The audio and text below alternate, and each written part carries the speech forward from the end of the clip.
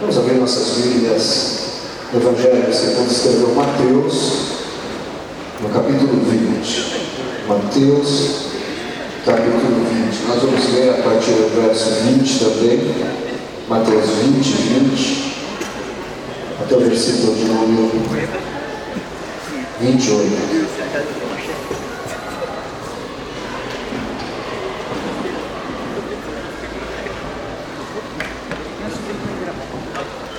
Mateus capítulo 20, versículo 20 ao versículo 28.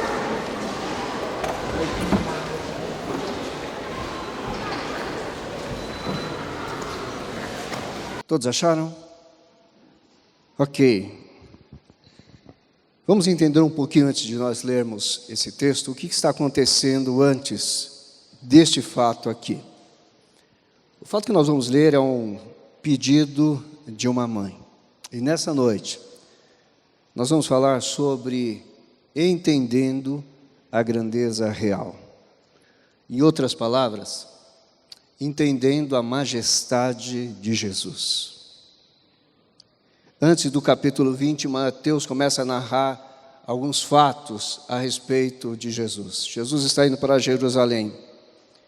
No capítulo 19, Jesus trata de um problema muito antigo da humanidade, a separação. Jesus fala de divórcio no capítulo 19 e diz a raiz do problema que desde há muito tempo os casais enfrentam. Jesus, em seguida, narrado por Mateus, chama para si as crianças e diz aos adultos que estão ao lado, impedindo que as crianças cheguem até ele, que se tais adultos não tiverem os seus corações transformados ao ponto de serem tão inocentes, tão obedientes quanto as crianças e terem esse ardente desejo de estar perto de Jesus, nenhum adulto sem um coração transformado assim conseguirá entrar no reino dos céus. Logo em seguida, Mateus nos narra que um jovem rico procura o Senhor Jesus. E a pergunta do jovem rico é a seguinte: o que farei para ter a vida eterna? Em outras palavras, o que é preciso fazer para ter a vida eterna? Na verdade, ele estava fazendo uma outra pergunta, subjetiva. Ele estava dizendo ao Senhor Jesus: quanto custa? O que eu preciso pagar para ter a vida eterna? Então, depois de despedir este jovem, há um texto-chave no capítulo 19, quando Jesus diz o seguinte, e diz aos seus discípulos, ele vai dizer: digo-lhes a verdade, por ocasião da regeneração de todas as coisas, quando o Filho do Homem se assentar no trono glorioso, vocês que me seguiram também se assentarão em 12 tronos para julgar as 12 tribos de Israel. Jesus estava falando do seu reino. E este texto, estas palavras, de alguma maneira, elas vão influenciar o texto que nós vamos ler. Depois disso, inicia-se o capítulo 20, Jesus falando sobre o seu reino, contando uma parábola a respeito da plantação de vinha, aonde alguns trabalhadores vão logo cedo trabalhar, mas outros vão ao final da tarde, e o dono daquela plantação dá o mesmo pagamento a todos, ensinando que no reino de Deus o soberano é Deus. É Ele quem examina os corações e é Ele quem dá o que Ele quiser. Ele é soberano sobre todas as coisas. Depois disso, Mateus narra que Jesus começa a falar aos seus discípulos a respeito da sua morte. Jesus começa a contar aos seus próximos que ele iria morrer. E por fim, Jesus vem falar, porque uma mãe se achega a ele com um pedido inusitado, e ele vai ensinar novamente o que ele já ensinou um pouquinho antes. quando ele disse: assim, os últimos serão os primeiros e os primeiros serão os últimos.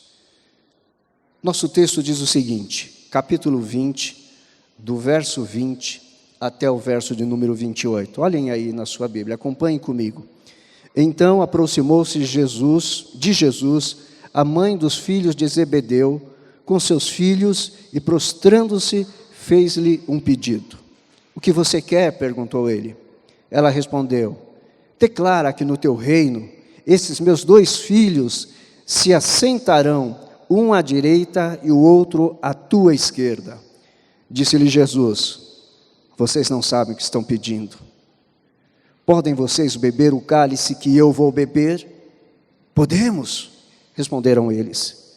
Jesus lhes disse: certamente vocês beberão o meu cálice, mas o assentar-se à minha direita ou à minha esquerda não cabe a mim conceder.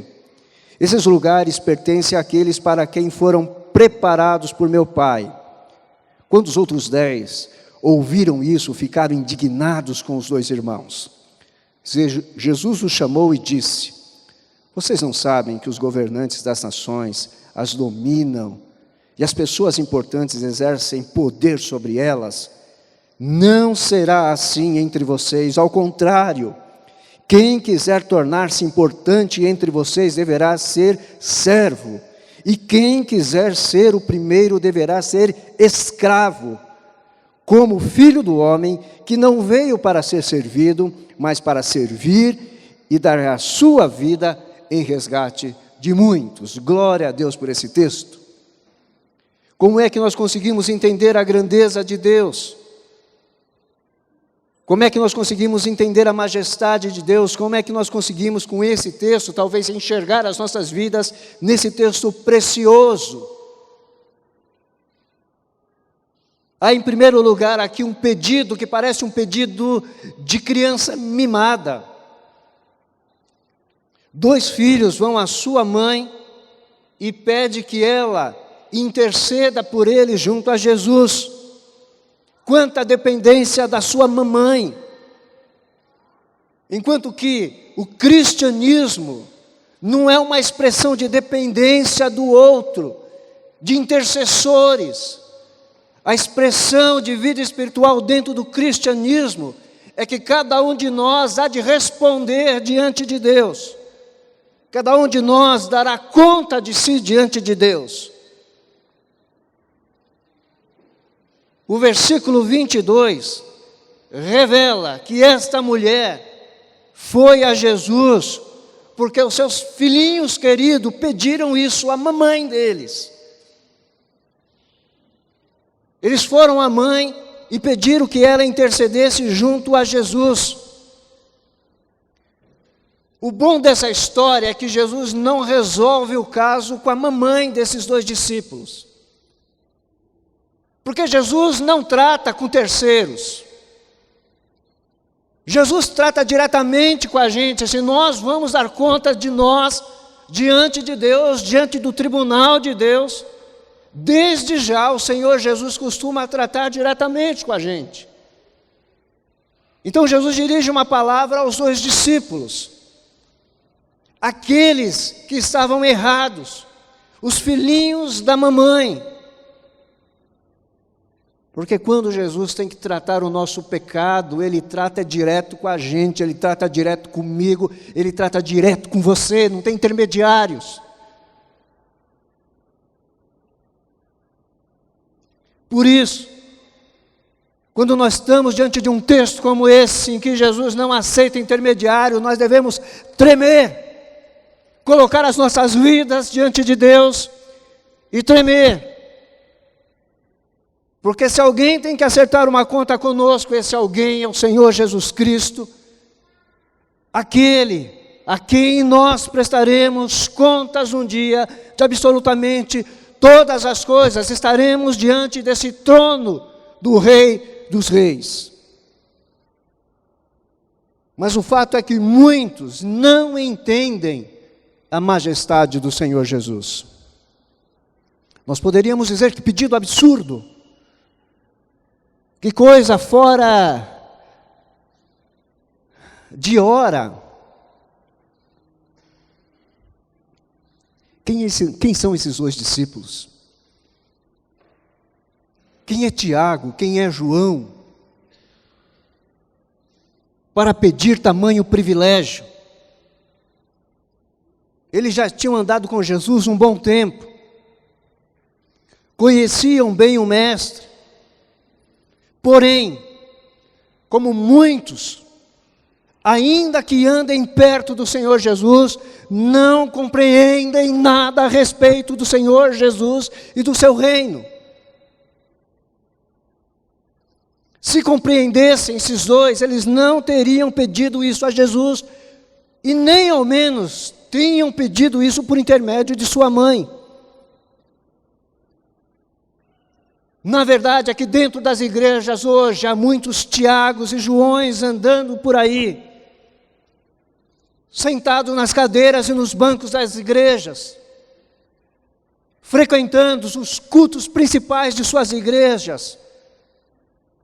Gente, que por mais perto que andem com Jesus, ainda continuam sem entender a grandeza real do Rei dos Reis, o majestoso Jesus. Agora, por não entenderem quem é o Senhor Jesus, estes não se submetem à autoridade do Senhor Jesus. Em suas vidas há todo tipo de autoridade, menos a autoridade do Rei dos Reis. Os ensinamentos de Jesus, eles não são obedecidos. O Senhor Jesus não é o Senhor Jesus na vida de muitos que frequentam as igrejas. Na verdade, seus corações têm alguns senhores, menos o Senhor Jesus Cristo, que deveria ser o centro da vida deles, que deveria ser a razão da sua existência, que deveria ser o Senhor absoluto da sua vida. Eu quero fazer uma pergunta agora a vocês, e se a resposta for negativa, você pode ficar calado, ok? Porém, esse culto está sendo transmitido pela internet, gravado. E se sua resposta for positiva, você vai expressar isso com amém real, forte. Se a sua resposta for positiva. Entenderam? Amém? A pergunta é a seguinte: individual, pessoal e direta. Jesus é o Rei da sua vida?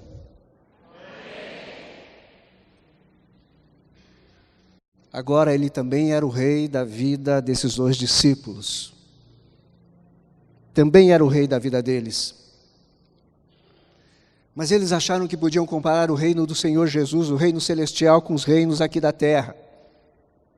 Pois era comum alguém que conhecia um rei, ou alguém que conhecia aquele que estava na iminência de assumir o trono, pedir, interceder por algum familiar, para que quando aquele que assumisse o trono, colocasse alguém.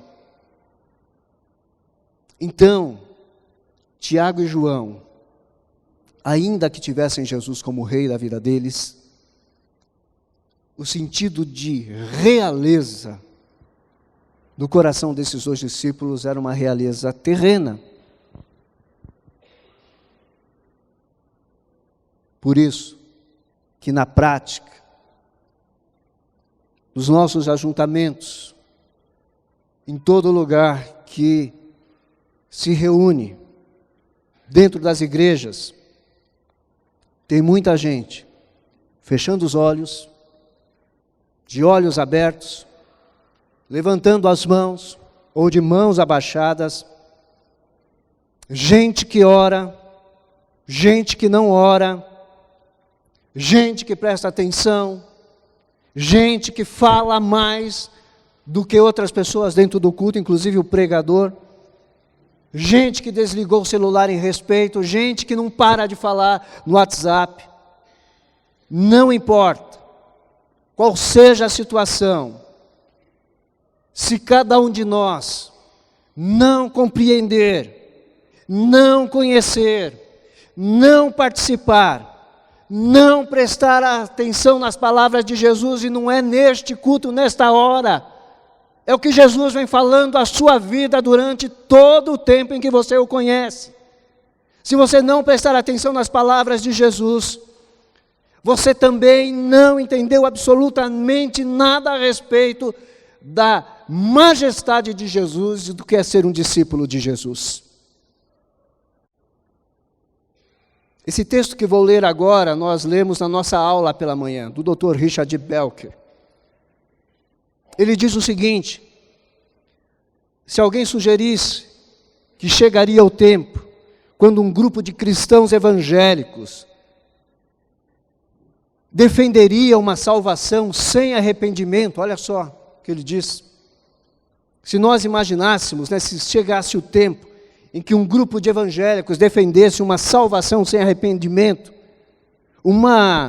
sem uma mudança de comportamento, uma salvação sem uma mudança de estilo de vida, sem uma confissão genuína do senhorio e da autoridade de Jesus Cristo, uma salvação sem perseverança, uma salvação sem discipulado, e uma salvação que não resulta necessariamente em obediência e obras, na qual a regeneração não muda necessariamente a vida de alguém. A maioria, diz ele, dos crentes de décadas passadas teria achado tal afirmação um absurdo e uma impossibilidade total. Mas diz ele, acredite, você ou não, o tempo chegou. Porque nós vivemos num cristianismo sem que as pessoas queiram estar debaixo da autoridade do Rei, do Senhor Jesus Cristo. Nós não podemos ser ingênuos como os discípulos. Não podemos caminhar no discipulado, nos rebelando contra a autoridade do Rei dos Reis. A mesma relação que muitos têm com o Senhor Jesus Cristo se assemelha muito com os casamentos que são celebrados nos dias de hoje. E qual é essa semelhança? A semelhança é que muitos vão ao casamento com a seguinte mentalidade: nós estaremos casados até quando der. E muitos entram no cristianismo, muitos entram na relação com o Senhor Jesus Cristo da seguinte maneira: eu só ando contigo até quando seus mandamentos não atrapalharem a minha vida. Tem muita gente tentando ficar casada com o Senhor Jesus Cristo dessa maneira. Agora, a má notícia para quem gosta de andar é a seguinte: Jesus nunca foi casado com você. É você que pensa que tem uma relação com Deus.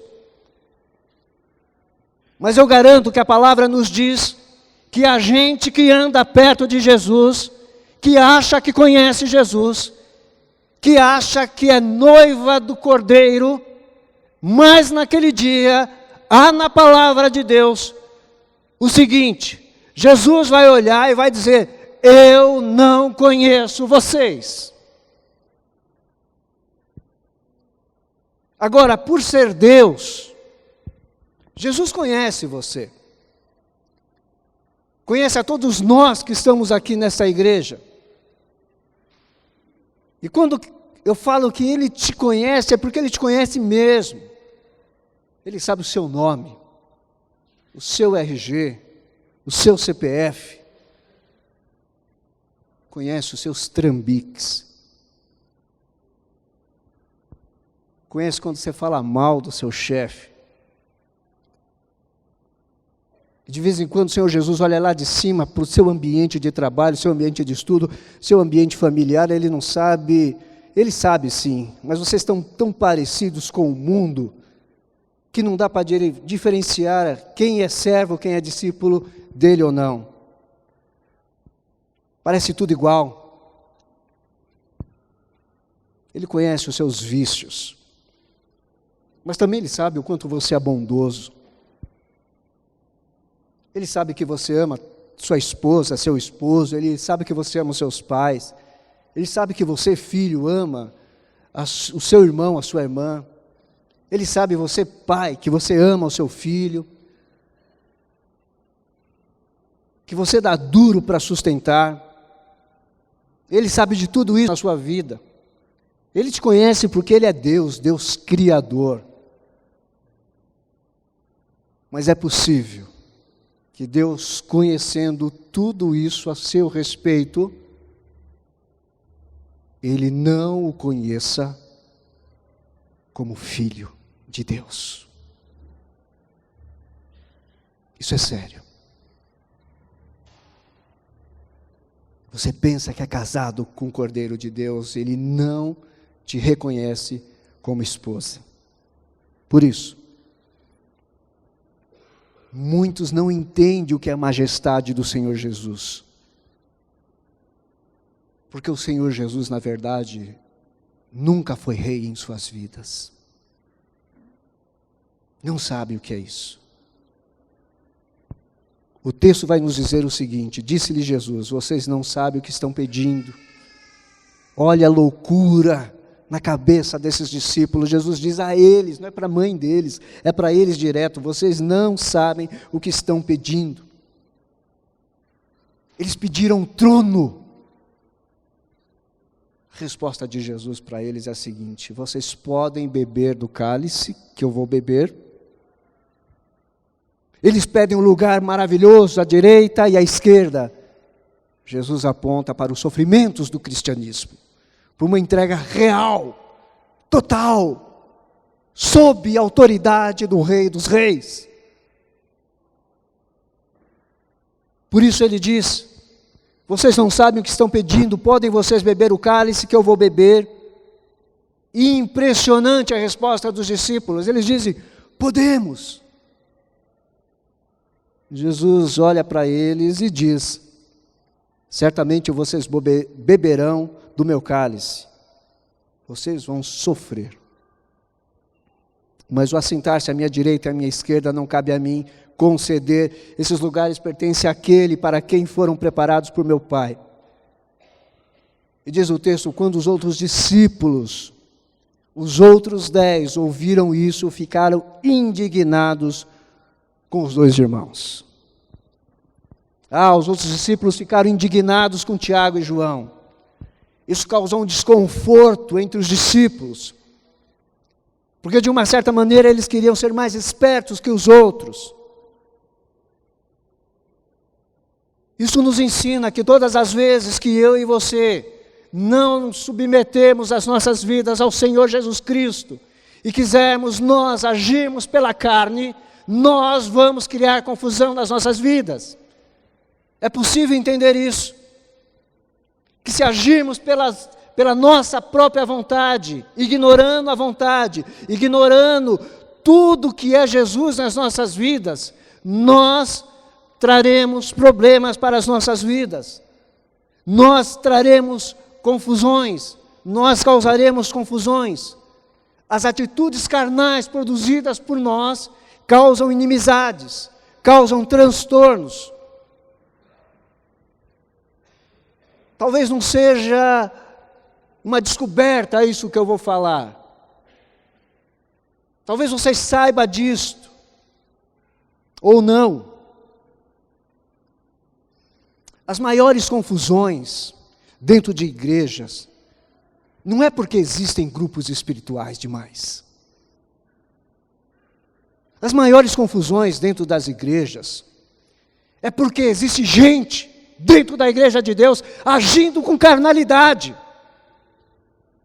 buscando seus próprios interesses, sem se submeter à vontade do Rei dos Reis. Há poucos dias ouvimos de igrejas pequenas, do lado de outras igrejas pequenas, com quase morrendo, uma morrendo com 10 membros, outra morrendo com um pouco mais, um pouco menos. Mas não se juntam para que o reino de Deus cresça. Porque a carnalidade impede que esses irmãos se juntem em prol do reino de Deus. Porque onde há carnalidade, há confusão, há problemas, como houve na vida desses 2 discípulos. Por isso os 10 entraram numa confusão, numa discussão com eles.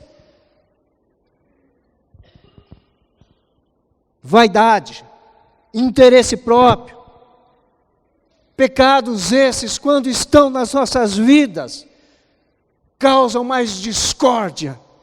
E o amor que deveria fluir entre o povo, fica retido em corações amargurados. Por isso que Jesus olha para eles e diz: vocês não sabem o que vocês estão pedindo. Vocês querem um trono? Está preparado para vocês o cálice.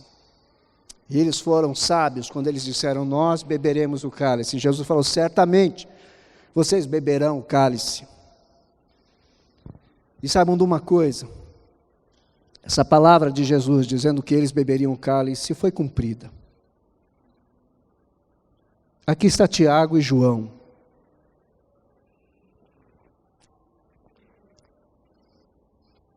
Tiago é o primeiro que morre. Esse Tiago que pede um lugar ao lado de Jesus é o primeiro que morre. Diz a palavra de Deus, em Atos capítulo 12. Nessa ocasião, o rei Herodes prendeu alguns que pertenciam à igreja com a intenção de maltratá-los. Olha a intenção, de maltratá-los.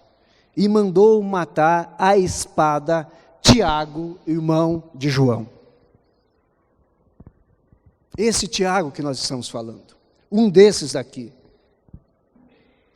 Quando Jesus disse que eles certamente beberiam o cálice, Tiago foi o primeiro a beber o cálice.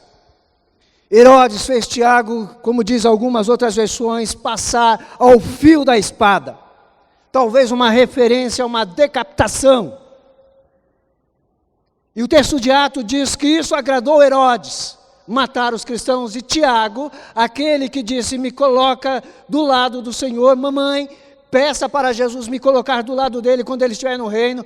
Ele é o primeiro a passar pelo cálice, a passar pelo fio da espada, a beber esse cálice amargo. Se Tiago é o primeiro, o último dos apóstolos é João, a passar pelas situações mais difíceis e a morrer. Esses 2 irmãos, que queriam assentar-se um à direita ou outro à esquerda, Tiago é o primeiro que morre dos apóstolos, e João vai ser o último dos apóstolos que morre. Que coisa é essa? Esse João, a ele é dada a autoria dos evangelhos de João, aliás, do evangelho de João, das 3 cartas e do Apocalipse. Esse jovem que queria um lugar ao lado do Senhor Jesus Cristo, ele é autor do evangelho, cuja palavra principal é crer. Crer. Vida no evangelho, para João é vida recebida. Só para que vocês entendam, a palavra-chave no evangelho desse João é crer. Ele amadureceu, ele cresceu. Nas suas cartas, a palavra-chave é ter certeza. Lá no Apocalipse é estar preparado. A vida no evangelho é uma vida recebida em Jesus. A vida nas cartas é uma vida revelada. E a vida no Apocalipse é uma vida recompensada. Para João no evangelho, a palavra que nos faz bem, que salva as nossas vidas, é a própria palavra salvação. Nas cartas é santificação, e no Apocalipse é soberania. Para João, no Evangelho, Jesus é o profeta e é o Messias. Nas epístolas, para João, Jesus é o sacerdote. No Apocalipse, Jesus é o Rei dos Reis. Que transformação de vida! Que mudança! De alguém que contemplava um lugar ao lado de Jesus para uma vida de sofrimento. Porque quando João escreve o livro de Apocalipse, já está muito avançado de idade, é lá por volta do ano 95, durante o reinado de um imperador romano chamado Tito Flávio, e ele, João, ele é preso, é levado cativo a uma ilha chamada Patmos, porque este imperador havia dado uma ordem que todo ser humano tinha que adorá-lo, chamando ele de Senhor e Deus. E João se recusa, porque Senhor e Deus para ele não tem outro, só o Senhor Jesus Cristo. Há uma mudança tremenda na vida deste homem durante toda a vida. Ele realmente entendeu o que é majestade do Senhor Jesus Cristo. E aí nós precisamos voltar para as nossas vidas hoje e perguntarmos a nós mesmos. E aí eu pergunto a você, na verdade, você tem entendido o que é a majestade do Senhor Jesus Cristo em sua vida? Eu volto a fazer aquela pergunta, mas com uma provocação para você. Realmente Jesus é Senhor da sua vida? Você entregou a sua vida ao Rei dos Reis e tem obedecido a Ele? Ou você tem se rebelado contra o Rei dos Reis? Você tem compreendido essa majestade, essa grandeza real? Ou você tem preferido andar pela sua carne? O mais importante não é se conhecemos Jesus, o mais importante é se Ele nos conhece como filhos. Em João capítulo 4, ele deixou muito claro aquela mulher, porque o Pai procura os verdadeiros adoradores, aqueles que adorem em espírito e em verdade. Há um olhar de Deus sobre as nossas vidas, sobre este mundo, de filhos por criação, mas muitos não são filhos por redenção. Os filhos por redenção aceitam o Senhor Jesus Cristo, submetem a sua vida ao Senhor Jesus Cristo e nunca mais procuram sair debaixo da autoridade do Senhor Jesus Cristo. Por isso Paulo vai dizer que nós somos sacrifícios vivos, gente que entra no altar se entregando e daqui a pouco sai fora, entra no altar de novo e daqui a pouco sai fora, entra no altar de novo e daqui a pouco sai fora. Só não saía do altar quem era sacrifício morto. Paulo diz que nós somos sacrifícios vivos. Ele nos faz um convite: troca a sua mente que tem vontade própria pela mente do Senhor Jesus Cristo. Eu quero orar com você. Eu quero pedir que você abaixe sua cabeça agora.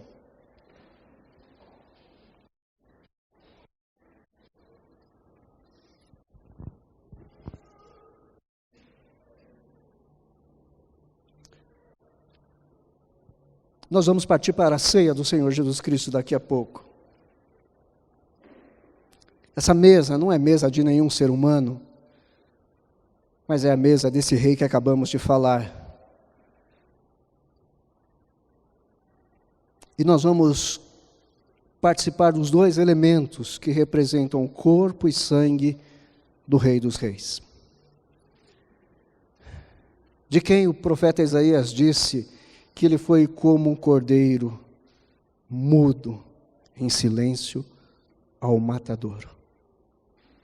Isaías vai dizer para nós que a paz que nós temos hoje, só a temos porque o castigo saiu da sua vida e caiu sobre a vida do Cordeiro, Filho de Deus.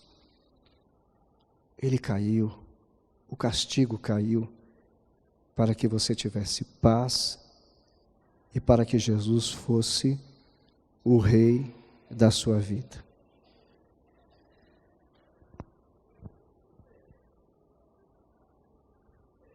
Por isso,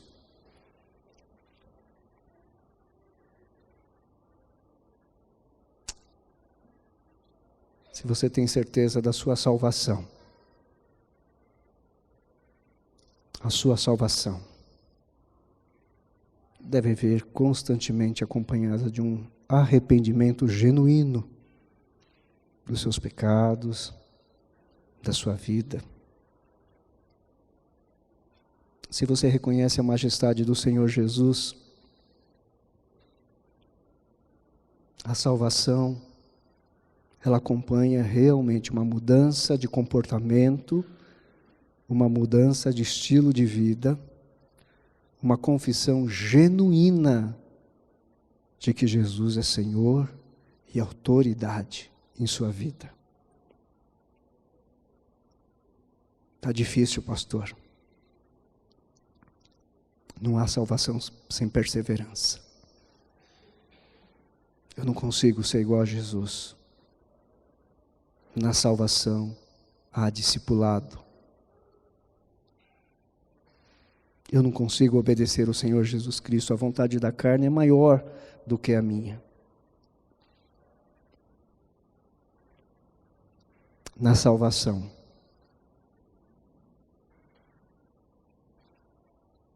tem um ponto em que as nossas vidas, necessariamente, elas desembocam, elas resultam em obediência a Jesus Cristo e às obras do Senhor Jesus Cristo, aos preceitos dele, aos ensinamentos dele, à doutrina do Senhor Jesus Cristo que ele deixou para a sua igreja.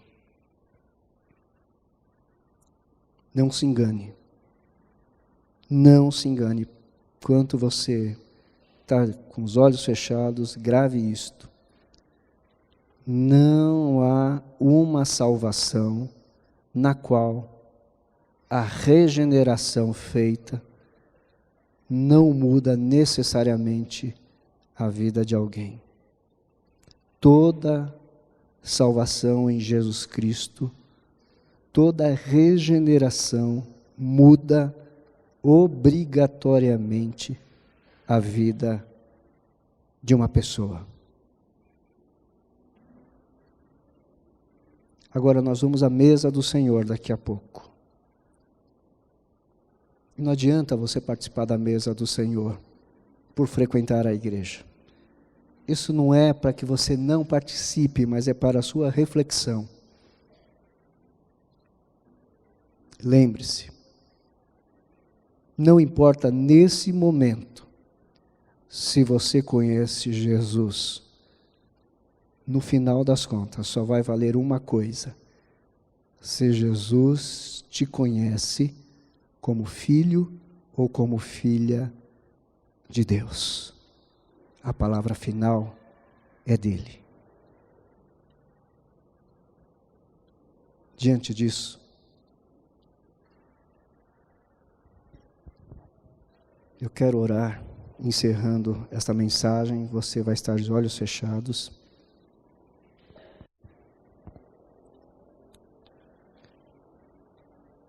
E se você precisa voltar para debaixo da autoridade de Jesus Cristo, se você tem andado em rebeldia, em nome de Jesus, faça uma oração aí no seu lugar agora, dizendo ao Senhor: Senhor, me perdoa. Eu quero ser reconhecido pelo Senhor. Limpa os meus caminhos. Trata os meus desejos.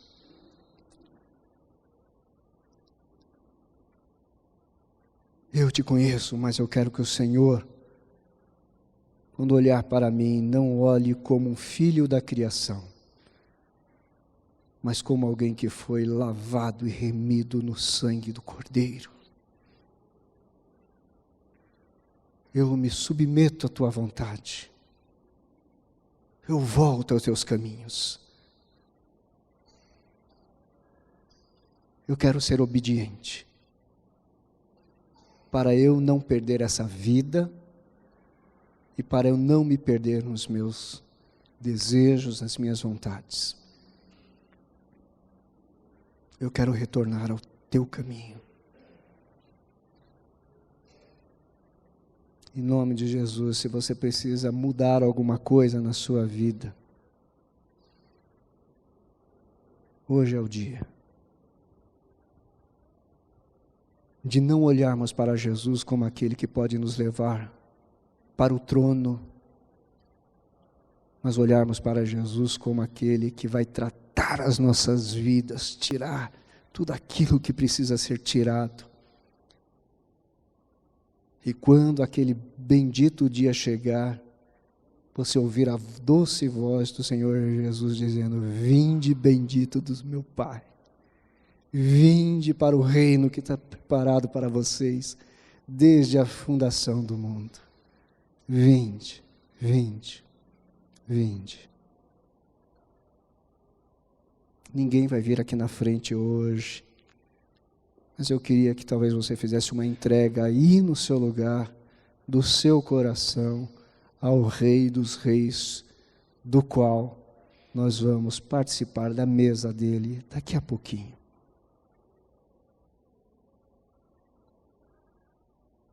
Ó Deus querido, em nome de Jesus, toma os corações aqui nessa noite, Deus, que de alguma maneira se encontraram na Tua palavra, Santo Deus, e perceberam, Santo Deus, que precisam entregar as suas vidas ao senhorio do Senhor Jesus. Ó Deus, que a salvação do Senhor Jesus acompanhe essas vidas com arrependimento, com mudança de vida, com estilo de vida, com gente que não tem o cheiro de Jesus, mas tem a aparência de Jesus, de gente que não enxerga o final de semana como uma atividade religiosa, mas alguém que enxerga o reino de Deus e se sente participante do reino de Deus em todas as situações, de gente que não enxerga o cristianismo de uma maneira superficial, mas enxergam o Rei dos Reis, a qual se submetem à sua vida, a qual em obediência dedicam a sua vida, aqueles que não vivem de aparência, aqueles que o Senhor conhece como quem salvou, como quem tirou das trevas para a sua maravilhosa luz. Ó Deus, faz a Tua obra neste lugar, do jeito que o Senhor quiser, nos corações que estão necessitados, nos corações que encontraram nessa noite uma resposta, um alerta para a sua vida. Nós os entregamos. Em nome de Jesus ao Senhor. Amém e amém. Que Deus os abençoe.